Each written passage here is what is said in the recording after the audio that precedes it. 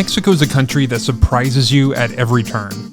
It's beautiful, it's vibrant, but let's be real, it can feel a little intimidating to plan your trip here. So if you're thinking about visiting Mexico in the near future, this video is for you. We're breaking down everything you need to know. Safety tips, must-visit destinations, how to save money, and even what to pack. And if you're new here, I'm Chris, and this is Sarah, and we travel with our dog Kramer, and today we're helping you plan your own Mexican adventure. So, let's go. Welcome to our new home studio. How do you like it? We've been a little busy since we've been home. We have. This is our new home studio. It's been much needed for a very long time, but that's not what we're talking about today. But not crazy. Like, we didn't do a ton of stuff to it. We did paint the back wall, added some lights, and now we can film whenever we need to. And FAQ videos, man, we started doing FAQ videos when our channel was brand new, like almost 6 years ago. And we really like doing those. And I feel like today is our first time we've done an FAQ video in a long time. So we've been driving through Mexico for the better part of 9 months. Well, I mean, we've come and gone a lot, but we've been in Mexico for about 6 months this year. So I feel like we can speak on the subject of traveling to Mexico next year in 2025 and what to know, what to do, where to go pretty extensively. We're just going to kind of run through some things that we've learned. And if you have more questions that we don't answer, feel free to reach out in the comments below. But we're just going to go through some of the things that we get asked the most often, things that have hung us up during our travels, like time zones and currencies and things like that. Just the basics of what you need to know before you go to Mexico in 2025. Let's start with, is it safe to travel to Mexico? That is the number one question we get asked. Is it safe? Will you get mugged? Will you get carjacked? What happens in Mexico? And I can honestly say I feel very safe for the most part. Yeah, I do too. Especially coming from the US, you see a lot of negative in the news, but it's just like every other place in the world. Those things that you see in the news do exist. I'm not going to lie and say that the cartel does not exist. Like, there aren't narcos and that kind of thing. There 100% are. But if you go to the right places, if you play it smart, if you're aware of your surroundings, just like you should be in Europe or Asia or anywhere else in the world, you're going to be okay. So pretty much the way we travel in Mexico is going to be the same as we do pretty much anywhere. You know, basic things like we don't drive at night. If we're going to go out at night, we take an Uber or taxi. Don't wear expensive jewelry. I don't even own expensive jewelry. We don't wear expensive jewelry. If we're carrying our cameras around, we play it very safe. We always keep them locked on our hands so people can't just walk up and grab them from us. Basic things like that. Be aware of your surroundings and you're not going to have an issue. Now, there are certain areas in Mexico that are more unsafe, and we're going to talk about places to go in 2025. But I guess the general rule of thumb here is just stay away from borders. You know, you hear horror stories of like the Tijuana border. Use common sense. Yeah. If you use common sense while you're traveling abroad anywhere, 95% of the time, you're going to be okay. I would say Mexico is safe, but like Sarah said, get away from the borders and go. Yeah. And I think one more misconception is that a lot of Americans think that they're going to be targets for big crime, like the cartels. No, they don't want to mess with foreigners because it involves international governments and all sorts of things, and it's just way more of a headache than they want to be dealing with. So the cartel and stuff, they will not bother you for the most part. I mean, they may on accident, but they are not looking for people like Americans visiting. On the flip side of that, petty theft, Americans and other foreigners are easy targets. You know, tourists carry cash, they carry cameras, phones, everything else that's really easy to steal. So you're going to want to be more aware of petty theft, just like you would be in Spain as much as you would in Mexico. And that will happen more in the tourist sections than in a typical neighborhood. The people looking for easy opportunities like theft, they're going to hang out where the tourists hang out, where they're distracted by looking up at buildings and churches and everything else. So just, you know, keep your wits about you. Be smart about it. But yeah, I think overall Mexico's safe. Do I need a visa to travel to Mexico? It depends on how long you're going to be there. But generally speaking, if you're an American like us, no, you don't. Always check to see what your government's regulations are for going to Mexico, or what Mexico's regulations are for people from your country, your home country where you hold a passport. But as Americans, we can go for 180 days without a visa. Yeah, it's pretty easy to get to Mexico. They're pretty welcoming. Yeah, they are. When you fly in, usually you have to declare a day that you're going to leave. And there is a small fee, but they tack that onto your ticket price. When you cross the border driving, which we'll talk about more a little bit later, but that you do have to pay a certain fee when you cross the border for how many days you're going to be there. So there is a little bit of something. It's not really an official visa. You do it upon arrival. Not a big deal. So do you need a passport to travel to Mexico? Yes, you do. Now, we have a whole blog post on places that Americans can travel without passports. But unfortunately, in this day and age, Americans do need a passport just to cross the border into Mexico. Super clean cut. Best places to visit in Mexico in 2025. Now, this is just sort of opinion-based. This is on places that we have been in the last couple of years in Mexico. Yeah. Now, we have not seen everything in Mexico, but we've seen a lot of Mexico. More of Mexico than we intended to see, which we're not complaining about. Loved it. So these are a few places that we think are safe and that offer a lot of opportunity for tourists in 2025. So the first one that we absolutely love recommending is Bacalar. So many people go to the Yucatan and they go to Tulum or Cancun. And yeah, that's easy. You can do all-inclusive resorts. You can do beach resorts, whatever you want to do. Like, it's pretty easy peasy. You just land, go to your resort, you stay there. Mm-hmm. But if you want to see a little bit of Mexico and you still want to get in the water and you want to go swimming and you want to see a little bit more of an authentic side of Mexico, go to Bacalar. Bacalar. Now, I will say that the Mayan train is opening up in Bacalar here in the next few months as of this recording. So the dynamic of the town will possibly change because more tourists will be able to get there easily. Yeah, we were there about a year ago, and we're about to be there again in the next 2 weeks, just as we're about to cross the border into Belize. I'm excited to see how it's changed. I hope it hasn't changed too much, but people were warning us. They were saying with the train Maya coming here, they're expecting it to change to kind of like the next Tulum, which truthfully, Tulum is, we have a whole video on that too. We did not have a good experience in Tulum. It's very expensive. I didn't feel safe there as much. Not that we had any issues being unsafe, but like there was a heavy military presence because it wasn't my favorite. And I hope Bacalar doesn't lose its authentic Mexican charm. Bacalar has this lake that is just the bluest blue you've ever seen. Beautiful. And it's fresh water. So you don't have sharks in it. Now, there are technically alligators in it.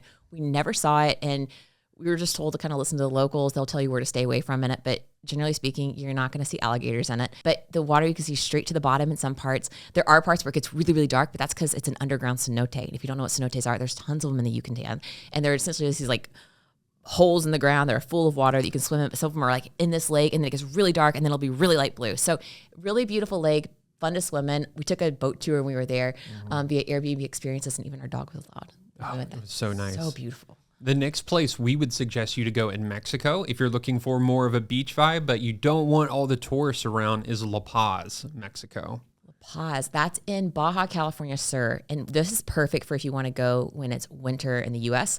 I guess that's technically winter in Mexico too, but it doesn't get as cold there in Baja. We were there in February, March, April of this past year, and absolutely loved it. So La Paz, the only thing tricky about it is you have to fly into Cabo, and then you can either take a bus or you can drive yourself up to La Paz. It's a couple-hour drive. Not bad. The roads in southern Baja are very safe, easy to rent a car in Mexico, very inexpensive too. And La Paz is different than Cabo or Todos Santos or any of those other popular places in Baja because it's the capital of the state. There's been a lot of like economic improvements there. Like they've done a lot of like infrastructure for being a small town. There's like good streets, good walking paths, nice cafes. Like it feels very modern. It doesn't feel as old and historic, but it's very clean. But it's a little bit more local than Cabo or something like that. Yeah, we loved it. So just really low key. But I would say if you rent a car to drive up to La Paz, which we would recommend, if you're just going to be in Mexico, just go ahead and rent a car if you're going to be in Baja because you're going to want to hop around to some of these places. But when you drive to La Paz, there's Balandra Beach, which is incredible. And you can only stay there for a half a day, but there's other beaches in the area, hikes in the area. We used to get in our truck and just drive 30 minutes outside town, and we would just pull off on the side of the road and have a completely private beach to ourselves. Sometimes it'd be rocky, sometimes it'd be sandy. So nice. La Paz is wonderful. And on the Sea of Cortez, the water's really warm, really beautiful in the wintertime. Next, you should venture more inland in Mexico and head up to San Miguel or Guanajuato. Yes. So San Miguel de Allende is very popular, and it has been for a long time. It's pretty expensive by Mexico standards. A lot of expats there. A very artsy community. I will say that the overall feel of the city was not my favorite, but it was really beautiful and it was really easy. So for nervous travelers who are a little unsure about going to Mexico, if they don't want to stand out as a tourist, maybe go to San Miguel because they're very used to tourists there. Yeah, and with Guanajuato, it was one of the most beautiful cities I've seen in Mexico. It was unlike, for me personally, it was unlike any Mexican city I had been to. The way that the colorful houses hit the mountains, and just, you could even hear like the echoes of the dogs barking through the alleyways, and just, it was such a like nice, intimate little town. Yeah, Guanajuato is 2 hours from San Miguel. So usually when you visit San Miguel, you'll fly into Mexico City, or you can fly into Leon and then drive or take a bus up to San Miguel or Guanajuato. I would say probably take a bus maybe even take a domestic flight into San Miguel. But just know that those are not the easiest to get to because there's not a major international airport right there at those. No, but definitely worth the drive. Yeah, beautiful. All right, next one is Oaxaca. Now, Oaxaca is an entire state of Mexico, and it's a huge, very varied state. There's mountains, there's beaches, there's everything in the state. But we stayed in Oaxaca de Juarez for about a month, and that is the capital city of the state, and it's most famous for being like the cultural center of Mexico. Yeah, and we understand why people fly into Oaxaca because there is a lot of great food, a lot of culture happening. I think Oaxaca is the perfect pairing of if you're going to Mexico City, then you can take a domestic flight within Mexico to Oaxaca for 3-4 days, get the feel of Oaxaca and its environment, and then head back to the major city. I think it's perfect for something like that. Yeah, I would agree with that. The next one on the list is Mexico City. And like Chris said, that would pair really nicely with Oaxaca. Now, Mexico City is one of the biggest cities in the world. There is a lot to do, and there is a lot of negativity in the news about Mexico City, but we've spent probably about 2 months in Mexico City over the last couple of years. We spent a month there 2 years ago, had a great time, never had any issues. We loved things like Xochimilco, which is like this boat canal tour. It's kind of like the Venice of Mexico, but it's this party that happens 365 days a year, just as much for the Mexican residents as it is for the tourists alike. You can go and rent a boat, and they have mariachi and food, and Xochimilco is amazing. There's lots of history. Mexico City is famous for street tacos. You can go to Lucha Libre. You can go to Mexico City is just huge. You can do everything. You can do anything you want in Mexico City, and that's why it is growing so much in popularity with digital nomads. I mean, it was popular for a long time, but I feel like in recent years, everybody's just going to Mexico City because it's fun and it's easy. How much does it cost to travel to Mexico? Traveling in Mexico can be very cost effective, or it can be very expensive depending on what you want. It's all very objective. When you stay at places like resorts that cater to tourists, you're going to be paying very similar to American prices just because they know that you have the dollars and it costs to stay in something that's familiar or very nice. That being said, you can get some really good deals in Mexico too if you're willing to stay in places like Airbnbs, or you want to stay at a local chain hotel or just a one-off mom and pop inn. You don't have to stay at the Marriott. You don't have to stay at like an all-inclusive resort right on the beach. That's where it gets really expensive. Now, the general rule of thumb, if you travel like a local, then it's going to be local pricing. So if you eat street tacos, if you eat at Mexican restaurants versus going to American or other Western culture restaurants, then you're going to eat a lot more affordably. Yeah, so you could spend $30 to $50 a day, like affordably, or like mid-range travelers could be around $50 to $100 per day. Again, it's all kind of based on what you're doing and where you're going and how you're eating. I will say sometimes a restaurant will tack on the gringo tax. Sometimes you'll have menus that don't have prices on them, and just ask or just know that you're going to pay an additional fee. We've seen that. I got really upset about fish tacos one time. Yep. They saw us coming a mile away, but that's the only time we've really had an issue. And I want to say those prices do not include the hotel, but things like Ubers, taxis, food, that's all pretty affordable in Mexico if you travel like a local. Mm-hmm. All right. What is the currency in Mexico? The currency in Mexico is the peso. If you can convert money with your bank before you leave home, it's always free for us to do that. We just put a money order into our bank 10 days ahead of when we leave, and they'll actually mail the money to our bank, and then we just pick it up. So we say, hey, we want the equivalent of $500 US or $100 US in Mexican pesos, and they'll have it ready for us to pick up before we leave. But you can pull it out of an ATM within Mexico. Obviously, there are fees with that. It's pretty accessible for you to get money out in Mexico if you need to. Yeah, and a lot of places do take card, but more often it's Visa and MasterCard. So if you have Amex, you won't see that as much, but cards are pretty well accepted, especially in the major cities. Mm-hmm. What time zone is Mexico in? Oh my gosh, this confuses me every time we go back and forth to Mexico. Mexico, well, the U.S. is sort of weird and confusing because of daylight savings time. So a lot of Mexico is in Central Standard Time, but then some of Mexico is in Mountain Standard Time. Like Chihuahua and Sonora. And then you have the Baja, which is in the Pacific Standard Time. Yeah, so most of it is going to be, it's actually very similar to the U.S. where it's Pacific, Mountain, Central. What throws us off, though, is with daylight savings, like we just left daylight savings time. So currently we are on the East Coast and we are an hour ahead of Mexico City. But 2 weeks ago, before daylight savings time, we were 2 hours ahead of Mexico City. They still call it Central Time, but it matches up with our Mountain Time. It's the U.S. doing daylight savings still. That is a whole topic. Y'all don't go loose in our comment section about daylight savings time. I know we all have very strong opinions about it. Do it. And then there's Arizona in the U.S. that's just out there doing its own thing. It doesn't even do daylight savings. That's 1 out of 50 states that doesn't do it. Okay. Another question we get a lot is, can you take a dog to Mexico? And this is one I can say I know a lot about. Yes, you can take a dog to Mexico. It's actually very easy to get a dog to Mexico. The easiest country possibly in the world to get a dog to. As Americans, all you need is their vaccine records. You need to have proof of rabies, flea and tick, all that kind of thing. But when you fly in I've flown into Cancun and Mexico City with our dog, and we've crossed the land border into Baja with the dog. And they've only ever, actually the land border didn't ask for anything, even though I was told to have proof of vaccines. But at the airport, you go through the agricultural inspection office, which is usually right next to baggage claim, and you fill out a form. It's in Spanish, so make sure you have Google Translate downloaded if you don't speak fluent Spanish. But it's just like name of the dog, breed, weight. They want to see your vaccines, and then they'll do a visual inspection to make sure that your dog doesn't have like fleas and ticks or some visible sickness. Super easy to bring a dog to Mexico though. You can fly in, you can drive with them. I'd say cruise ships are their own thing. You can't usually bring a dog on a cruise ship unless it's a service dog. Getting a dog in Mexico is easy. People ask us a lot about street dogs in Mexico. Mm-hmm.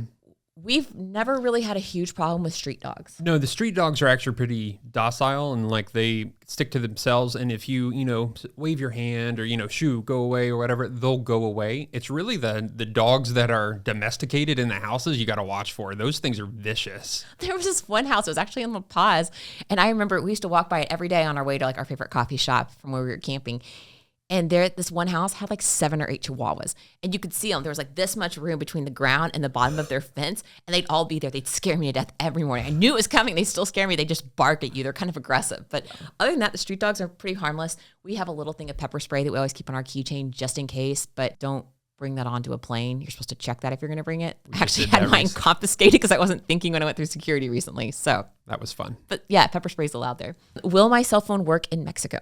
If you're in the US, your cell phone will work in Mexico. Depending on your carrier, it will be a fee. Sometimes Verizon has like 3 days free, and then after the 4th day, they'll start charging you, and it's $10 a day. So yeah, it will work. I highly suggest that you just get an eSIM or a SIM card, change that out. Or if you just can connect to Wi-Fi, that's a lot better. But you typically will have cell service in Mexico. Yeah, I would say definitely get an eSIM. We have Google Fi and we have Airlo, which is an eSIM card, which is super easy to use, affordable, and they give you data. So I know you just said rely on Wi-Fi, and you can do that a lot, but I wouldn't say do that all the time just because, just in this day and age, you're going to need Google Translate. You're going to want Uber apps. You're going to want all sorts of things on your phone just to get around, just to navigate. So I'd say, yeah, do Airlo. You can buy it by the gig ahead of time, download it before you even land in the country. So then when you land, so your phone is fully activated, ready to go, and you're not standing in the airport trying to connect to the Wi-Fi in Spanish and it's not working. Trust me, that happens to me every time almost. So what should you pack when going to Mexico? I think most likely a lot of people are going to the beach. And so pack accordingly if you want to go to the beach. Pack your sunscreen, swim trunks, all that jazz. Make sure you pack reef-safe sunscreen, especially if you're going to Bacalar, because you are not allowed to wear regular sunscreen in the lagoon. That's what it's called. They call it a lagoon.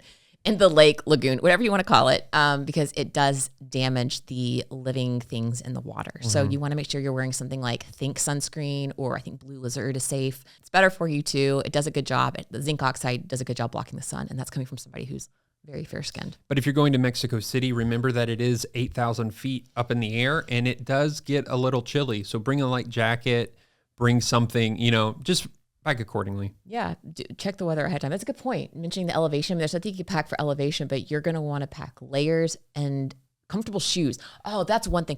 Make sure that you pack comfortable shoes, because a lot of the sidewalks in Mexico are very uneven. Chris, I think, broke a toe when he was running. Toe, yeah. I'm pretty certain he broke it running in Mexico City one day because the sidewalk was just ever so off.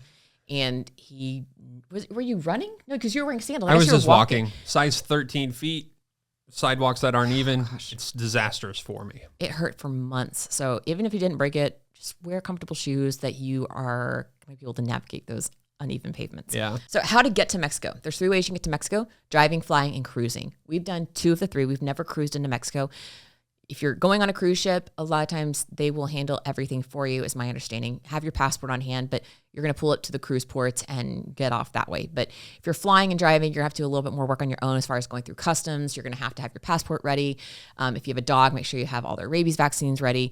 But super easy to fly across the border. Yeah, flying's super easy. Everything's pretty much straightforward. You go through customs like you do in the US. You answer a few questions, if that, and then you're through the airport. And as far as driving across the border, I have an entire blog post on that. I'm going to link it down below. Actually, we have a lot of blog posts that kind of go alongside this this entire video. So if you're looking for more in-depth answers to things like what to do in Mexico City or how to drive across the border in Mexico or if it's safe in Mexico, I'll link all those down below so you can take a look at those. But driving across the border, we have a whole blog post on that. It's not too terribly hard, but it does take a little bit more time. If you're going to drive the Pan American, if you're going to drive to Baja for the winter, know that it's not that hard to get into Baja because it has its own rules versus like mainland Mexico. So getting around Mexico is pretty easy. In like the States, they have taxis, they have Ubers. The Tren Maya just recently opened in the Yucatan, which is super nice. That was really good. We took it from Merida to the Cancun airport. Awesome experience. It's about the same price as the Ado bus line, which a lot of people recommend. Ado has several different class levels of buses, anywhere from like a normal charter bus that you'd see in the US all the way up to like luxury buses, which we haven't taken this, but the luxury buses apparently only hold like 20 people. You have full lay down seats and Wi-Fi and TV and everything else. So I think the mid-price Ado bus is about the same cost as the Tren Maya. The only difference is the Tren Maya is not going to run into traffic like a bus potentially could. Yeah. So otherwise, you can do domestic flights throughout Mexico as well. One special note I do want to say, maybe you don't want to get around Mexico for one night. Maybe you're tired, you're in the hotel, you want to have something to eat, you don't want to go anywhere. Uber Eats works, and so does Rappi and Didi. Remember those 3 apps. Yeah, that's a good point because there are nights you're just like, I'm so tired. I don't feel like leaving my hotel. I've walked 20 miles today. Order in. No shame in it. It's Rappi. Okay. Yeah. Oh, and Uber doesn't work everywhere in Mexico. I want to say that. It does not work in Oaxaca. We found taxis in Oaxaca to be pretty expensive. And also there's places like the Tren Maya stations. Ubers are not allowed to pick up from the Tren Maya station in Cancun. It's super annoying. They will try to rip you off. There is a free bus that takes you from the Tren Maya station to the Cancun airport. But other than that, like it can kind of get expensive, and that's where you kind of get ripped off as a tourist. Yeah. So just be aware. That's kind of our deal in Mexico. If you have more questions, feel free to reach out in the comments below, but we feel like this is kind of the basic overview of what to expect, answering the most popular questions about traveling to Mexico in 2025. And like I said, there's a lot of blog posts that we have that I'm going to link down below for you to check out with a little bit more in-depth info, itineraries, that kind of thing. Cool. All right. See you guys. See ya. For behind the scenes and extra content, you can head on over to our Patreon community. Otherwise, be sure to follow on Instagram or like and subscribe here. It really helps creators like us.